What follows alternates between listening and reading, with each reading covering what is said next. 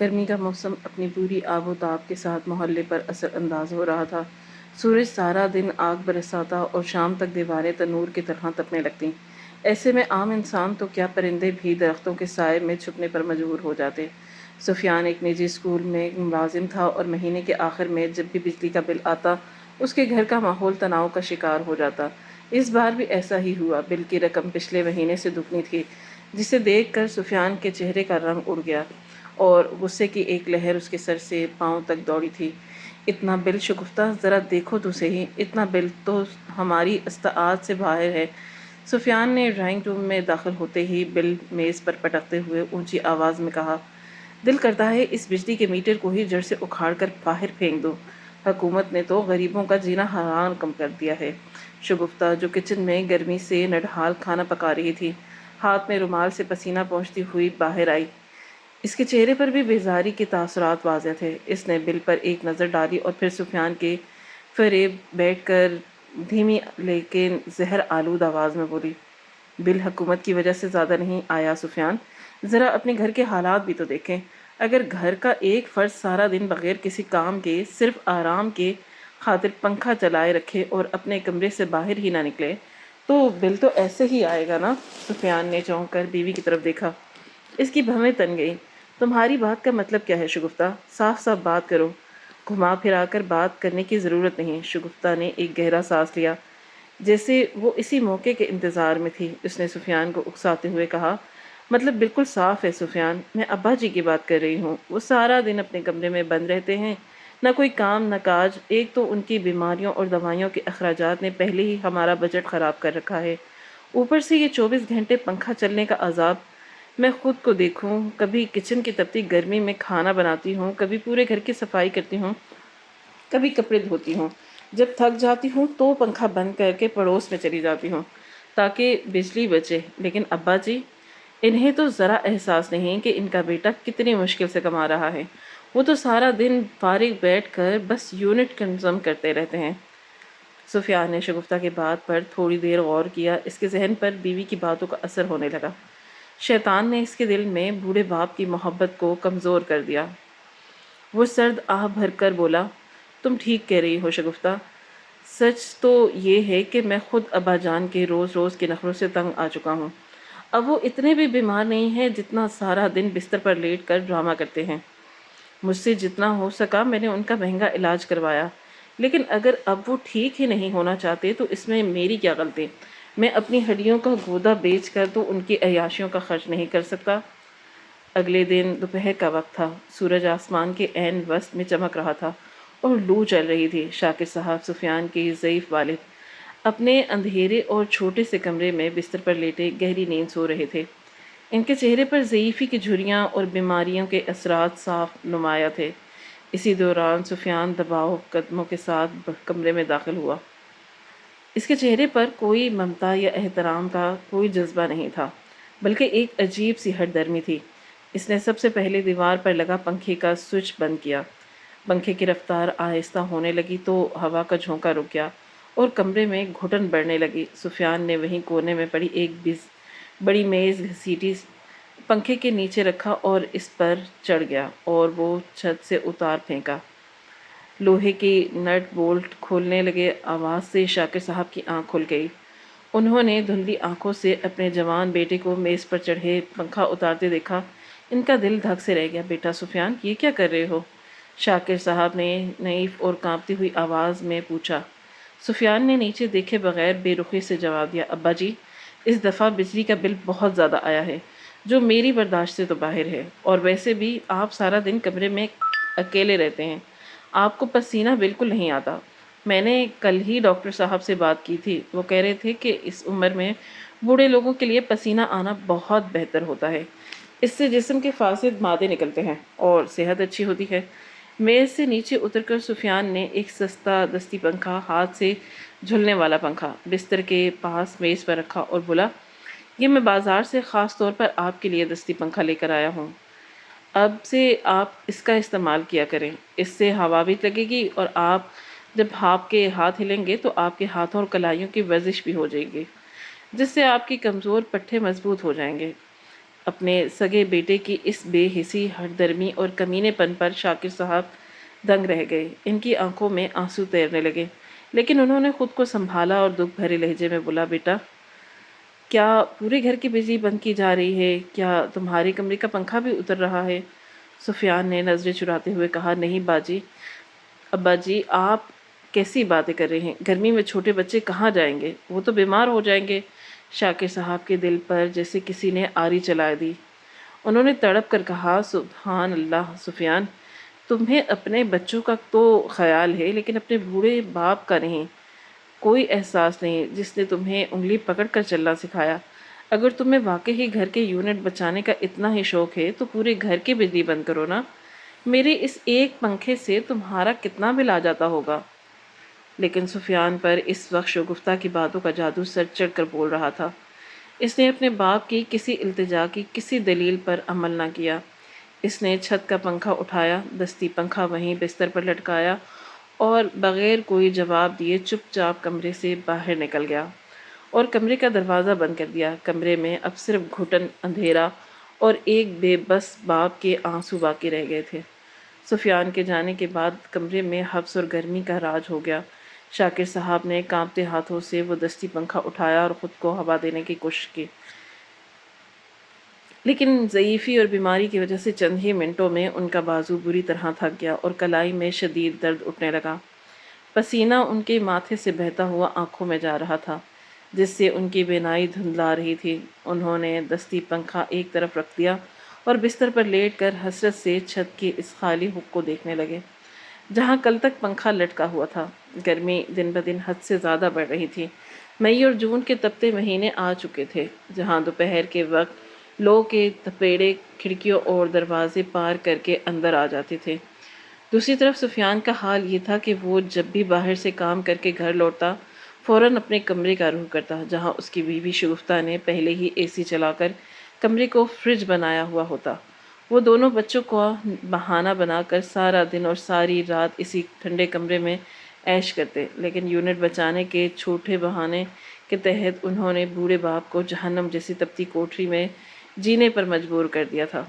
شاکر صاحب نے 2-3 دن کی کوشش کی کہ کسی طرح اسی دستی پنکھے کے سہارے گزارا ہو جائے، لیکن تپتے ہوئے کمرے میں سانس نہ لینا محال تھا۔ جب حد سے زیادہ بڑھ گئی تو انہوں نے سوچا کہ دوپہر کا وقت کسی طرح باہر گزارا جائے۔ وہ لاٹھی ٹیکتے ہوئے قریبی پارک کی طرف نکل گئے، لیکن پارک کا حال بھی برا تھا۔ دوپہر کے 12:30 بجے وہاں کوئی پرندہ بھی نظر نہیں آتا تھا۔ درختوں کے پتے تک ساکت تھے اور زمین سے تپش اٹھ رہی تھی۔ وہ پارک کے ایک بینچ پر بیٹھے، لیکن وہاں بھی شدید گرمی اور تپتی ہوا نے ان کا حال بے حال کر دیا۔ جب پارک میں بیٹھنا ناممکن ہو گیا تو انہوں نے سامنے نظر آنے والی محلے کی جامع مسجد کا رخ کیا۔ وہی ان کے لیے سکون کا پہلا جھونکا تھا۔ مسجد کے بڑے ہال میں سفید سنگ مرمر کا فرش ٹھنڈا تھا اور وہاں بڑے بڑے پنکھے چل رہے تھے۔ شاکر صاحب نے وضو کیا، ظہر کی نماز ادا کی اور جب باقی نمازی اپنے اپنے گھروں کو لوٹ گئے تو وہ مسجد کے ایک کونے میں جہاں دیوار کا سایہ تھا اپنی چادر بچھا کر لیٹ گئے، اور ٹھنڈی ہوا کے سائے میں انہیں ایسی گہری نیند آئی جو پچھلے کئی دنوں سے ان کی آنکھوں سے غائب تھی۔ مسجد کے امام صاحب، جو شاکر صاحب کی علمیت اور ان کے شریفانہ ماضی کی وجہ سے ان کی بہت عزت کرتے تھے، انہوں نے جب پہلی بار شاکر صاحب کو یوں مسجد کے کونے میں سوتے دیکھا تو ان کے دل میں احترام جاگا۔ انہوں نے سوچا کہ شاید بزرگ گھر جانے سے پہلے تھوڑا سستانے کے لیے لیٹ گئے ہیں، اس لیے انہوں نے منع کرنا مناسب نہ سمجھا۔ لیکن یہ سلسلہ روز کا بن گیا۔ شاکر صاحب اب روزانہ ظہر کی نماز پڑھتے اور وہیں کونے میں سو جاتے۔ جب ایک ہفتہ گزر گیا تو امام صاحب کو تھوڑی تشویش ہوئی۔ مسجد کمیٹی کے سخت قوانین تھے کہ جامع مسجد کو نماز کے اوقات کے بعد بند کر دیا جائے اور کسی بھی مقامی شخص کو وہاں مستقل سونے کی اجازت نہیں دی۔ ایک دن جب شاکر صاحب سو کر اٹھے تو امام صاحب ان کے پاس آئے، بڑے ادب سے ان کے ساتھ بیٹھ گئے اور دھیمی آواز میں بولے، شاکر صاحب، میں آپ سے معذرت خواہ ہوں اور خدا گواہ ہے کہ میں دل سے آپ کی بہت عزت کرتا ہوں، لیکن ہمارے محلے اور مسجد کمیٹی کا ایک سخت اصول ہے کہ جامع مسجد میں کسی بھی مقامی فرد کو سونے یا وقت گزارنے کی اجازت نہیں ہے۔ ہاں، اگر کوئی اجنبی مسافر ہو جو دور دراز سے آیا ہو اور مجبوری کی حالت میں کچھ دیر یہاں ٹھہر جائے تو اس پر کسی کا اعتراض نہیں، لیکن چونکہ آپ اسی محلے کے رہائشی ہیں اس لیے یہاں روزانہ سونا کمیٹی کی فیصلوں کے خلاف ہے۔ اگر کسی اور نے دیکھ لیا تو مجھ سے باز پرس ہوگی۔ امام صاحب کی یہ بات سن کر شاکر صاحب کے ضبط کا بندھن ٹوٹ گیا۔ وہ جو پچھلی کئی دنوں سے اپنے بیٹے کا ظلم اکیلے سہ رہے تھے، اپنے جذبات پر قابو نہ رکھ سکے اور بچوں کی طرح پھوٹ پھوٹ کر رونے لگے۔ ان کے بوڑھے کندھے ہلنے لگے اور آنسو کے ایک سفید داڑھی کو بھگونے لگے۔ امام صاحب ان کو یوں روتا دیکھ کر گھبرا گئے اور جلدی سے ان کے ہاتھ تھام لیے۔ شاکر صاحب، خدا کے لیے خود کو سنبھالے، مجھ سے کوئی غلطی ہو گئی تو معاف کر دیں، میرا مقصد آپ کا دل دکھانا نہیں تھا۔ شاکر صاحب نے روتے ہوئے ہچکیاں لیتے ہوئے بتایا، امام صاحب قصور آپ کا نہیں، میری قسمت کا ہے۔ میرے سگے بیٹے سفیان نے میرے کمرے کا پنکھا بند کر دیا ہے اور اسے چھت سے اتار کر اپنے ساتھ لے گیا۔ مجھ سے اس عمر میں اور بیماری میں وہ تپتی گرمی اور حبس برداشت نہیں ہوتی۔ میں دوپہر کے وقت گھر سے نکل آتا ہوں کہ کہیں گرمی سے میرا دم ہی نہ نکل جائے۔ پارک میں جاتا ہوں لیکن وہاں بھی سخت لو چلتی ہے۔ مجبوری کی حالت میں یہاں مسجد کے صحن میں سر چھپانے آ جاتا ہوں تاکہ چند گھنٹے سکون کی سانس لے سکوں۔ یہ سن کر امام مسجد کے پاؤں تلے سے زمین نکل گئی۔ ان کی آنکھوں میں غصے اور دکھ کے آنسو آ گئے۔ انہوں نے فوراً شاکر صاحب کو گلے سے لگا لیا اور بولے، استغفر اللہ، مجھے معاف کر دیجیے گا شاکر صاحب، میں آپ کی اس مجبور حالت اور سفیان کی اس کمینگی سے بالکل ناواقف تھا۔ آپ کہیں نہیں جائیں گے، یہ خدا کا گھر ہے اور آپ یہاں پورے حق کے ساتھ رہیں گے۔ اگلے ہی دن ظہر کی نماز کے بعد امام صاحب نے محلے کے کچھ معزز اور اثر و رسوخ رکھنے والے لوگوں کو مسجد کے دفتر میں بلایا، جن میں طفیل صاحب جو محلے کے ایک معزز بزرگ اور مسجد کمیٹی کے ممبر تھے، اور خالد صاحب بھی شامل تھے۔ امام صاحب نے سب کے سامنے شاکر صاحب کے گھر کے حالات اور سفیان کی اس نالائکی کا ذکر کیا۔ سب لوگ سفیان کی اس حرکت پر شدید غصے میں آ گئے۔ طفیل صاحب نے آگے بڑھ کر شاکر صاحب کے کندھے پر ہاتھ رکھا اور انتہائی ہمدردی سے کہا، شاکر صاحب، آپ کو اب بالکل پریشان ہونے یا شرمندہ ہونے کی ضرورت نہیں ہے۔ آپ جب تک چاہیں یہاں مسجد میں آ سکتے ہیں اور سو سکتے ہیں۔ بھلا آپ سے زیادہ مجبور اور حقدار کون ہوگا، جس کی نالائق اور نافرمان اولاد اسے اپنے گھر میں برداشت نہیں کر پا رہی۔ طفیل صاحب نے تھوڑا سوچا اور ایک بہترین مشورہ دیتے ہوئے کہا، شاکر صاحب، میرا ایک مشورہ ہے، آپ ظہر کی نماز کے بعد یہاں تھوڑا آرام کر لیا کریں اور پھر عصر کے وقت محلے کے بچوں کو جو مسجد میں آتے ہیں تھوڑی سی دنیاوی اور اخلاقی تعلیم دے دیا کریں۔ ویسے بھی آپ کا تعلیم اور تدریس کا پرانا اور وسیع تجربہ ہے، اس سے آپ کا وقت بھی اچھا گزرے گا اور بچوں کی تربیت بھی ہو جائے گی۔ امام صاحب نے فوراً تالی بجا لی اور بولے، یہ بات بالکل ٹھیک ہے، میں طفیل صاحب کی بات سے 100% اتفاق کرتا ہوں۔ دینی تعلیم کے ساتھ ساتھ اگر ہمارے محلے کے بچوں کو آپ جیسے شفیق بزرگ سے دنیاوی اور اخلاقی تعلیم بھی مل جائے تو اس سے بہتر اور کیا ہو سکتا ہے۔ شاکر صاحب نے نم آنکھوں کے ساتھ ہاں میں سر ہلا دیا۔ یوں شاکر صاحب کا ایک نیا معمول شروع ہو گیا۔ وہ اب 5ویں وقت کی نماز مسجد میں ادا کرتے، مختلف نمازیوں کو اچھی اور اخلاقی نصیحتیں کرتے، بچوں کو پڑھاتے اور صرف رات کو سونے کے لیے سفیان کے گھر جاتے۔ صبح ہوتے ہی وہ دوبارہ مسجد کا رخ کر لیتے اور مغرب تک وہیں رہتے۔ جب یہ بات محلے میں پھیلی تو محلے کے کچھ بزرگوں اور نوجوان نے سفیان کو راستے میں روک کر سمجھانے کی کوشش کی، سفیان، شرم کرو، یہ تم اپنے بزرگ بوڑھے باپ کے ساتھ کیا کر رہے ہو؟ وہ اس عمر میں گرمی سے بچنے کے لیے مسجدوں اور پارکوں میں پناہ لے رہے ہیں اور تم یہاں مزے سے اپنی بیوی اور بچوں کے ساتھ اے سی والے کمرے میں سوتے ہو۔ دنیا کیا کہے گی تمہیں؟ ایک اور ہمسائے نے کہا، حقیقت تو یہ ہے سفیان کہ تم اپنے باپ کے وجود سے ہی نفرت کرتے ہو اور اسے گھر میں برداشت نہیں کر سکتے، اس لیے تم نے یونٹ بچانے کے بہانے اس کے کمرے کا پنکھا ہی اتار دیا۔ لیکن سفیان پر ان باتوں کا کوئی اثر نہ ہوا۔ اس نے انتہائی بدتمیزی سے جواب دیا، جو میں اپنے گھر میں کروں گا وہ میری مرضی ہے۔ آپ لوگ کون ہوتے ہیں میرے گھر کے معاملات میں بولنے والے؟ میں اپنے باپ کو روٹی دے رہا ہوں، چھت دے رہا ہوں، کیا یہ کافی نہیں؟ سفیان کو اصل میں اس بات پر بڑا ناز تھا کہ اس کی بیوی شگفتہ بہت اچھی ہے، اس سے بہت پیار کرتی ہے اور اس کے ہر فیصلے میں اس کا ساتھ دیتی ہے۔ بیوی کی اس اندھی محبت اور مخلص پن کے الزام میں آ کر وہ اپنے سگے باپ کو مکمل طور پر اگنور کرنے لگا تھا۔ شاکر صاحب کا اب زیادہ تر وقت مسجد کے پرسکون اور روحانی ماحول میں گزرنے لگا۔ محلے کے بچے عصر کے بعد ان کے گھر گھیرا لگا لیتے اور وہ انہیں پیار سے ریاضی اور اخلاقیات کے سبق پڑھاتے۔ محلے والے ان کے اس خدمت کے عوض ان کی بے حد عزت کرنے لگے، لیکن سفیان کی بے حسی جوں کی توں تھی۔ اسے اس بات کا ذرا بھی افسوس نہیں تھا کہ اس کا بوڑھا باپ گھر چھوڑ کر مسجد میں دن گزار رہا ہے۔ ایک دن تو فیل صاحب جو سفیان کے رویے پر نظر رکھے ہوئے تھے، عصر کی نماز کے بعد شاکر صاحب کے پاس آ کر بیٹھ گئے۔ اس وقت مسجد کا حال خالی تھا اور باقی دھوپ کی شدت کم ہو رہی تھی، تو فیل صاحب نے ادھر ادھر دیکھا اور پھر گہری سوچ میں ڈوبے ہوئے لہجے میں بولے، شاکر صاحب، میں پچھلے کئی دنوں سے سفیان کا رویہ دیکھ رہا ہوں۔ محلے کا جو بھی معزز شخص اسے سمجھانے جاتا ہے، وہ الٹا اس سے لڑنے جھگڑنے لگتا ہے اور بدتمیزی پر اتر آتا ہے۔ اسے اپنی بیوی شگفتہ کے مخلص ہونے پر بڑا گھمنڈ ہے اور وہ سمجھتا ہے کہ اب اسے کسی اور رشتے کی ضرورت نہیں ہے۔ میں آپ سے ایک ضروری بات پوچھنا چاہتا ہوں۔ مجھے امید ہے کہ یہ گھر ابھی تک آپ نے قانونی طور پر اپنے اس نالائق بیٹے کے نام نہیں کیا ہوگا۔ یہ گھر آپ ہی کے نام پر ہے نا؟ شاکر صاحب نے ایک سرد آہ بھری۔ اس کی آنکھوں میں پرانی یادیں جھلک اٹھی اور وہ بولے، جی طفیل صاحب، یہ گھر میری ہی ملکیت ہے اور کاغذات پر میرا ہی نام ہے۔ میں نے اپنی پوری زندگی کی کمائی اس چھت کو بنانے میں لگا دی تھی، تو پھر آپ اس کے خلاف قانونی کارروائی کیوں نہیں کرتے؟ طفیل صاحب نے جذباتی ہوتے ہوئے کہا، وہ آپ کو اس تپتی گرمی میں سڑکوں پر دھکے کھانے کے لیے چھوڑ چکا ہے۔ آپ عدالت کے ذریعے اسے گھر سے بے دخل کیوں نہیں کر دیتے؟ شاکر صاحب نے نفی میں سر ہلایا اور دھیمے لہجے میں بولے، طفیل صاحب، باپ کا دل بڑا عجیب ہوتا ہے۔ میں ابھی بھی اپنے بیٹے کو ایک آخری مہلت دینا چاہتا تھا۔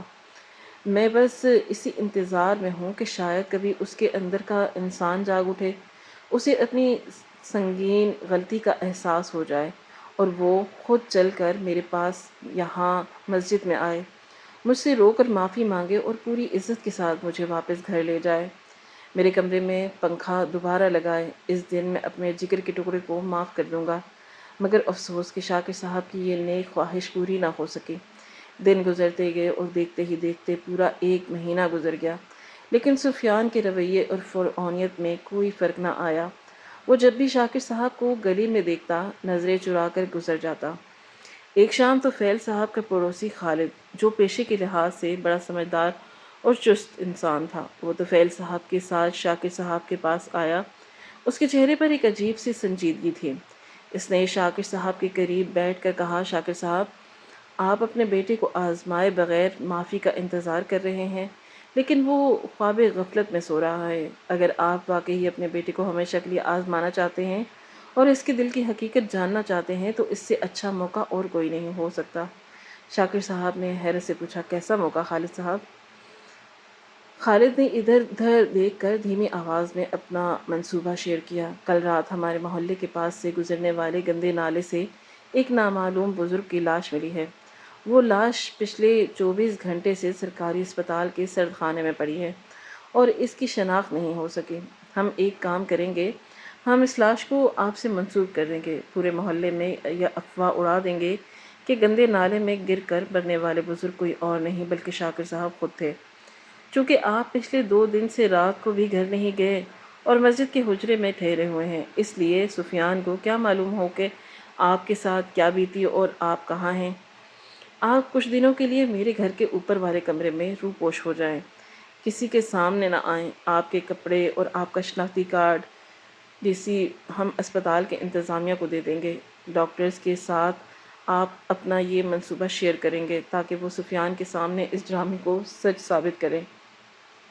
شاکر صاحب پہلے تو ہچکچائے، لیکن اپنے بیٹے کی بے رخی نے ان کا دل اس حد تک توڑ دیا تھا کہ وہ ابھی بھی سفیان کا آخری امتحان لینا چاہتے تھے۔ انہوں نے بھوجل دل کے ساتھ ہاں کر دی اور اپنے پہنے کپڑے اور اصلی شناختی کارڈ خالد صاحب کے حوالے کر دیا۔ خالد فوراً وہ سب سامان لے کر سرکاری اسپتال کے انچارج ڈاکٹر کے پاس گیا جو طفیل صاحب کا شانہ سے تھے۔ خالد نے ڈاکٹر کو پوری صورتحال بتائی۔ کہا، ڈاکٹر صاحب، یہ ایک نامعلوم لاش ہے جس کا کوئی وارث نہیں۔ ہم صرف ایک نافرمان بیٹے کو سبق سکھانے کے لیے یہ چھوٹا سا ڈرامہ کرنا چاہتے ہیں۔ ایک بات اپنے بیٹے کی اخلاقی آزمائش کرنا چاہتا ہے۔ جب سفیان یہاں آئے گا تو آپ اسے کہیے گا کہ گندے نالے سے برآمد ہونے والی لاش اس کے باپ کی ہے۔ اس طرح اس کی غیرت اور محبت کا پتہ چل جائے گا۔ ڈاکٹر نے جب سفیان کے ظلم کی داستان سنی تو وہ بھی اس نیک کام میں مدد کرنے کے لیے رضامند ہو گئے۔ اگلے ہی دن پورے محلے میں جنگل کی آگ کی طرح یہ خبر پھیل گئی۔ مسجد میں پناہ لینے والے بزرگ شاکر صاحب گندے نالے میں گر کر انتقال کر گئے اور ان کی لاش اسپتال کے سرد خانے میں پہنچتی ہے۔ اس ڈرامے کو سچ ثابت کرنے کے لیے شاکر صاحب کا شناختی کارڈ سوشل میڈیا کے مقامی گروپ پر وائرل کر دیا گیا۔ جب یہ خبر اور تصویر سفیان کے موبائل تک پہنچی تو اس کے پیروں تلے سے زمین نکل گئی۔ وہ بدحواسی کی حالت میں اکیلا اسپتال پہنچا۔ ہسپتال کے اسی مخصوص ڈاکٹر نے سفیان کو اپنے آفس میں بلایا۔ ان کے سامنے شاکر صاحب کا اصل شناختی کارڈ اور انتہائی افسوسناک لہجے میں کہا، جی مسٹر سفیان، یہ بہت بڑا سانیہ ہے۔ مرنے والے بزرگ کی جیب سے یہی شناختی کارڈ برآمد ہوا۔ نالے کے تیز بہاؤ اور گندگی کی وجہ سے چہرہ منسلخ ہو گیا، لیکن کپڑے اور یہ کارڈ تصدیق کرتے ہیں کہ یہ آپ کے والد شاکر صاحب ہی ہیں۔ وقتی طور پر تو سفیان کے چہرے پر پریشانی اور خوف کے تاثرات، جیسے اس پر کوئی اچانک مصیبت ٹوٹ پڑی ہو، لیکن اس کے بعد جو ہوا اس نے انسانیت کو شرما دیا۔ چند ہی منٹوں میں سفیان بالکل نارمل ہو گیا۔ اس کے چہرے پر نہ کوئی دکھ تھا، نہ آنکھوں میں پچھتاوے کا ایک بھی آنسو۔ وہ اسپتال سے باہر آیا تو وہاں محلے کے کئی لوگ جمع تھے۔ انہوں نے سفیان کے اس سرد رویے کو شدت سے محسوس کیا۔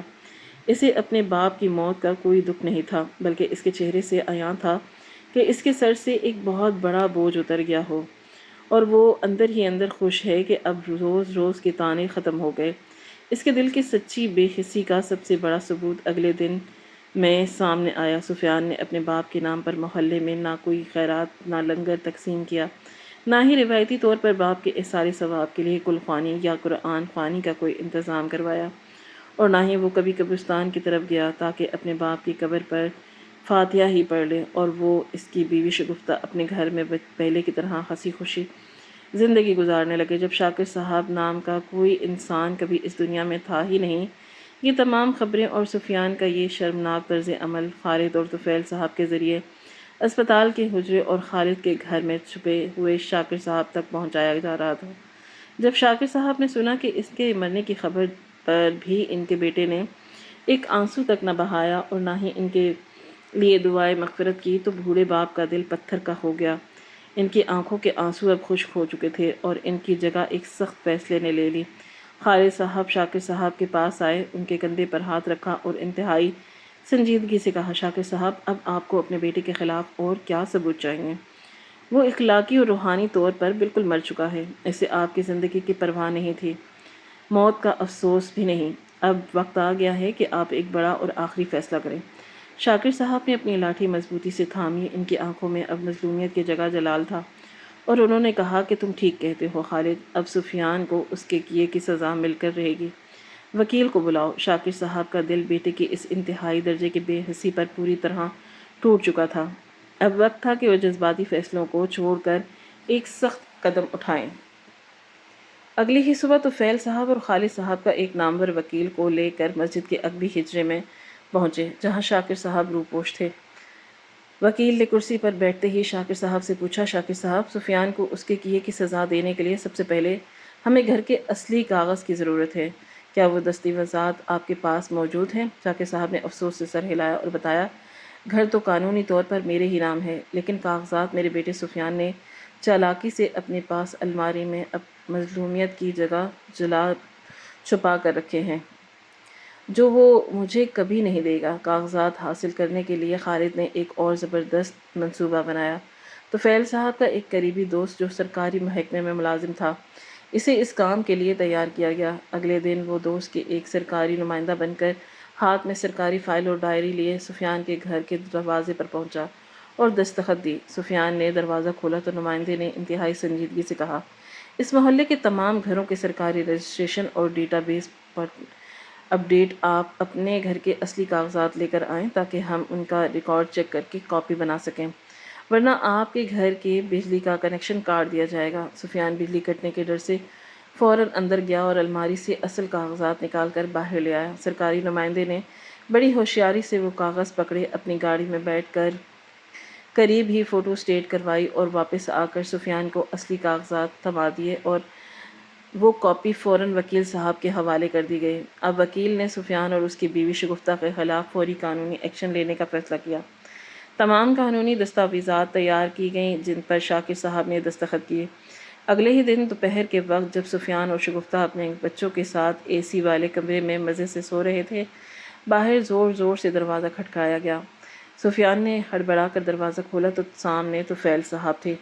وکیل اور ان کے ساتھ پولیس کے 2 اہلکار کھڑے تھے۔ وکیل نے آگے بڑھ کر سفیان کے ہاتھ میں قانونی نوٹس تھما دیا اور کڑکدار آواز میں کہا، سفیان، تمہیں اور تمہاری بیوی کو یہ گھر فوراً خالی کرنا پڑے گا۔ شام مغرب سے پہلے اپنا سارا سامان سمیٹ کر یہاں سے نکل جاؤ۔ سفیان نے حیرت اور غصے سے کہا، یہ آپ کیا بکواس کر رہے ہیں؟ یہ میرے مرحوم باپ کا گھر ہے اور اب میں ان کا وارث ہوں۔ وکیل نے مسکرا کر جواب دیا، تمہارے باپ زندہ ہیں اور انہوں نے تمہیں اور تمہاری بیوی کو اپنی جائیداد سے آگ کر دیا ہے۔ اب اس گھر پر تمہارا کوئی قانونی حق نہیں۔ اگر مغرب تک گھر خالی نہ کیا تو پولیس تمہیں دھکے مار کر باہر نکالے گی۔ شگفتہ بھی باہر آ کر چیخنے چلانے لگی، لیکن قانون کے سامنے ان کی ایک نہ چلی۔ سفیان اور شگفتہ کو مجبوراً روتے دھوتے اپنے بچوں اور چند کپڑے کے بیگ لے کر مغرب سے پہلے اس ٹھنڈے اور آرام دہ گھر سے باہر نکلنا پڑا۔ شگفتہ اپنے شوہر اور بیٹے کو لے کر اپنے میکے بھائیوں کے گھر پہنچی۔ شروع کے 1-2 دن تو بھائیوں نے ان کا استقبال کیا، لیکن جلد ہی شگفتہ کے بھائیوں نے سفیان کو بوجھ سمجھنا شروع کر دیا۔ 1 ہفتے کے بعد بھائیوں نے صاف صاف کہہ دیا، ہم اپنی بہن اور ان کے بچوں کا خرچ تو اٹھا سکتے ہیں، لیکن ایک تندرست اور جوان بہنوئی کو اپنے گھر بٹھا کر نہیں کھلا سکتے۔ سفیان، تم ہمارے گھر سے چلے جاؤ اور کوئی ٹھکانہ ڈھونڈو۔ 1 ہفتے کے اندر ہی سفیان کو اس کے سالوں نے ذلیل کر کے گھر سے نکال دیا۔ اب وہی سفیان جو تپتی دوپہروں میں اپنے بوڑھے باپ کو دستی پنکھا دے کر خود اے سی کے نیچے سوتا تھا، اب در در کے دھکے کھانے پر مجبور تھا۔ تپتی دوپہر میں کبھی وہ پارک کے بینچوں پر بیٹھتا تو کبھی تپتی گلیوں میں پناہ ڈھونڈتا، جبکہ دوسری طرف اس کا بوڑھا باپ اب اپنے ہی گھر کے بڑے اور آرام دہ کمرے میں سکون کی نیند سو رہا تھا۔ سفیان کے پاس اپنا سر چھپانے کی چھت تھی اور نہ ہی جیب میں اتنے پیسے کہ وہ کوئی کمرہ کرائے پر لے سکے۔ شگفتہ اپنے میکے میں بیٹھی اپنے بھائیوں کے رحم و کرم پر تھی اور سفیان کو وہاں دوبارہ قدم رکھنے کی بھی اجازت نہیں تھی۔ اب وہی سفیان جو کبھی فرعون بنا پھرتا تھا، مئی کی تپتی دوپہروں میں سڑکوں پر آ چکا تھا۔ جب لو کے تھپیڑے اس کے چہرے پر جھلساتے تو اسے اپنے بوڑھے باپ کا وہ کمرہ یاد آتا جس کا پنکھا اس نے خود اپنے ہاتھوں سے اتارا۔ اس کی روح کانپ اٹھتی جب اسے یاد آتا کہ کس طرح اس نے اپنے ضعیف والد کو ایک دستی پنکھا تھما کر پٹھے مضبوط کرنے کا طعنہ دیا۔ اب قدرت اسے اس کے اپنے الفاظ کا ذائقہ چکھا رہی تھی۔ سفیان دوپہر کے وقت اسی پارک میں جاتا جہاں کبھی اس کے والد جاتے تھے، لیکن وہاں کی تپتی بینچیں اور ویرانی سے کاٹنے کو دوڑتی۔ جب ذلت اور گرمی سے برداشت نہ ہوئی تو ایک دن سفیان ہمت کر کے اپنے پرانے گھر کی طرف لوٹا۔ اس نے دیکھا کہ گھر کا دروازہ کھلا تھا اور اس کے والد شاکر صاحب صحن میں لگی کرسی پر بیٹھے اخبار پڑھ رہے تھے۔ سفیان بھاگتا ہوا اور اپنے باپ کے پیروں میں گر گیا۔ ابا جی، مجھے معاف کر دیں، خدا کے لیے مجھے معاف کر دیں، میں بھٹک گیا تھا، مجھ سے بہت بڑی غلطی ہو گئی۔ سفیان نے روتے ہوئے اپنے باپ کے پاؤں تھامنے کی کوشش کی، لیکن شاکر صاحب چہرے پر کوئی تاثر نہ ابھرا۔ انہوں نے اپنے پیر پیچھے کھینچے اور جلال بھرے لہجے میں بولے، یہاں سے چلے جاؤ سفیان، جب تمہارے پاس میرے مرنے کی جھوٹی خبر پہنچی تھی تب بھی تمہیں کوئی پرواہ نہیں تھی۔ چلو، تم مجھ سے نفرت کرتے تھے، لیکن کم از کم محلے والوں سے اتنا ہی پوچھ لیتے کہ میرے باپ کی لاش کہاں ہے، اسے کہاں دفنایا گیا ہے، اس کی قبر کہاں ہے۔ تم نے تو اپنے باپ کو سچ مچ مردہ سمجھ کر سکون کا سانس لیا تھا۔ تمہیں تب میری کوئی پرواہ نہیں تھی تو آج مجھے تمہاری کوئی ضرورت نہیں۔ میں تم سے لا تعلق ہو چکا ہوں، اس گھر میں اب تمہاری کوئی حصہ نہیں۔ شاکر صاحب دراصل اپنے بیٹے کو ایک سچا سبق سکھانا چاہتے تھے تاکہ اس کے دل سے غرور کا یہ بت ہمیشہ کے لیے ٹوٹ جائے۔ انہوں نے سفیان کو گھر سے نکال دیا اور دروازہ بند کر دیا۔ سفیان نامراد لوٹ گیا۔ اگلے کئی دنوں تک وہ بے گھر رہا۔ کبھی وہ کسی دکان کے سائے تلے بیٹھتا تو کبھی بھوک پیاس سے نڈھال گلیوں میں چکر کاٹتا۔ راتیں کسی فٹ پاتھ پر گزرتی اور دن تپتی سڑکوں پر۔ اس کی حالت اب ایک بھکاری سے بھی بدتر ہو چکی تھی۔ پچھتاوے کی آگ اور بیرونی گرمی نے اسے اندر باہر سے جھلسا کر رکھ دیا۔ آخر کار ایک تپتی دوپہر کو وہ شدید گرمی، بھوک اور پیاس کی وجہ سے ایک گمنام گلی کے کونے میں بے ہوش ہو کر گر پڑا۔ اس کے منہ سے جھاگ نکل رہی تھی اور جسم تیز بخار سے تپ رہا تھا۔ محلے کے کچھ لوگ ہوئے اور لوگوں نے جب اسے اس حال میں دیکھا تو انہیں اس جوان کی حالت پر ترس آ گیا۔ انہوں نے فوراً ایمبولینس بلائی اور اسے قریبی سرکاری اسپتال کے ICU میں وارڈ میں منتقل کر دیا۔ ڈاکٹر نے معائنہ کرنے کے بعد بتایا کہ اسے شدید ہیٹ اسٹروک ہوا ہے اور جسم میں پانی کی خطرناک حد تک کمی، جس کی وجہ سے اس کی حالت انتہائی نازک ہے۔ سفیان بے ہوشی کی حالت میں مسلسل ہذیان بک رہا تھا اور اس کے لبوں پر صرف ایک ہی جملہ تھا: میرے ابا جی کو بلاؤ، میرے باپ کو میرے پاس بھیجو، میں مرنے سے پہلے اپنے ابا جی سے معافی مانگنا چاہتا ہوں، مجھے معاف کر دیں ابا جی۔ جب محلے والوں کے ذریعے یہ خبر شاکر صاحب تک پہنچی کہ سفیان ہسپتال میں زندگی اور موت کی جنگ لڑ رہا ہے اور بے ہوشی میں بھی صرف اپنے باپ کو پکار رہا ہے، تو آخرکار ایک باپ کا دل پگھل ہی گیا۔ وہ تمام غصہ، تمام شکایات بھول کر لاٹھی ٹیکتے ہوئے اسپتال کی طرف بھاگے۔ شاکر صاحب جب اسپتال کے ICU وارڈ کے پاس پہنچے تو شیشے سے اندر کا منظر دیکھ کر ان کا دل خون کے آنسو رونے لگا۔ ان کا اکلوتا جوان بیٹا، جو کبھی اپنی صحت اور جوانی کے غرور میں اندھا تھا، آج مختلف مشینوں اور نالیوں کے سہارے بستر پر بے جان پڑا تھا۔ سفیان کا چہرہ گرمی اور بیماری کی وجہ سے مرجھا چکا تھا اور وہ نیم بے ہوشی کی حالت میں اب بھی آہستہ سے ابا جی ابا جی پکار رہا تھا۔ باپ کی ممتا اور محبت سب کچھ بھول گئی۔ شاکر صاحب نے وکیل جائیداد اور ماضی کے سارے دکھ کو ایک طرف رکھا اور فوراً ڈاکٹر سے ملے۔ انہوں نے اپنے پاس موجود جمع پونجی سے سفیان کے مہنگے علاج اور دوائیوں کا انتظام کیا۔ ڈاکٹرز نے شاکر صاحب کی دن رات کی تیمارداری اور بہترین ادویات کی بدولت سفیان کی حالت کو خطرے سے باہر قرار دے دیا۔ پورے ایک ہفتے تک سفیان ہسپتال میں داخل رہا۔ اسی دوران جب بھی اس کی آنکھ کھلتی وہ اپنے سرحان اپنے بوڑھے باپ کو پاتا، جو کمزور ہاتھوں سے اس کے سر پر پٹیاں رکھ رہے ہوتے اور اس کی صحت کے لیے دعائیں مانگ رہے ہوتے۔ سفیان کی آنکھوں سے پچھتاوے کے آنسو بہتے رہتے، لیکن کمزوری کی وجہ سے وہ بھول نہیں پاتا تھا۔ ایک ہفتے بعد جب سفیان نے اسپتال سے ڈسچارج کیا تو شاکر صاحب اپنے بیٹے کا ہاتھ تھام کر اسے واپس اپنے AC بڑے گھر میں لے آئے۔ انہوں نے دل سے اپنے جگر کے ٹکڑے کو معاف کر دیا تھا، کیونکہ سفیان کو اپنے کیے کی عبرتناک سزا مل چکی تھی اور اس کے اندر کا انسان پوری طرح بیدار ہو چکا تھا۔ سفیان کو اب اچھی طرح احساس ہو چکا تھا کہ اس کے اپنے محسن اور بوڑھے باپ کے ساتھ کتنی بڑی زیادتی کی تھی۔ جب شگفتہ کو معلوم ہوا کہ اس کے شوہر کا منہ سے واپس آیا ہے اور سفیان کے بدلے ہوئے رویے کو دیکھا تو وہ بھی اپنے بیٹے کو لے کر شرمندگی کے ساتھ گھر واپس آ گئی۔ اب گھر کا نقشہ بالکل بدل چکا تھا۔ سفیان اور شگفتہ نے شاکر صاحب کو گھر کا سب سے بڑا روم، آرام دہ کمرہ دیا۔ اب صبح ہوتے ہی سب سے پہلے شاکر صاحب کے کمرے کی صفائی ہوتی۔ شگفتہ کچن میں کام کرنے سے پہلے ابا جی کے لیے ناشتہ تیار کرتی۔ شاکر صاحب کی شان میں گستاخی کا اب کوئی سوچ بھی نہیں سکتا تھا۔